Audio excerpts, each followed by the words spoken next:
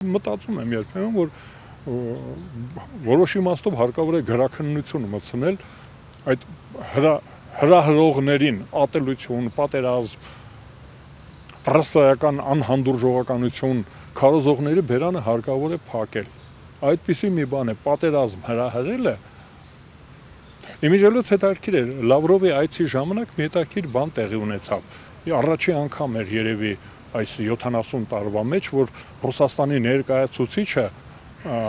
մեզ չդրթեց Թուրքիայի դեմ, այսինքն այդ պսակադրության արարողությունը Եղեռնի հուշարձանի մոտ, դա մի տեսակ սպառնալիք էր Թուրքիային, ասում էին մեզ ոնց որ ասում էին ամեն անգամ ովքեր որ գալիս են այնտեղ խոնարհվում են եւ այլն, մեզ ասում են որ այ ձեր թշնամին այնտեղ է, մահացու թշնամին։ Այս անգամ Ռուսաստանը կարծես թե Թուրքիային ասեց, որ գիտեք, մենք ձեզ չենք սպառնում։ Հետաքրքիր է։ Չգնաց, այսինքն ասեց, որ Թուրքիա, մենք ձեզանից պահանջներ չունենք, մենք չենք սպառնում ձեզ։ Դա ինչ է նշանակում։ Դա հենց նա է նշանակում, որ հաճոյացան Թուրքիային,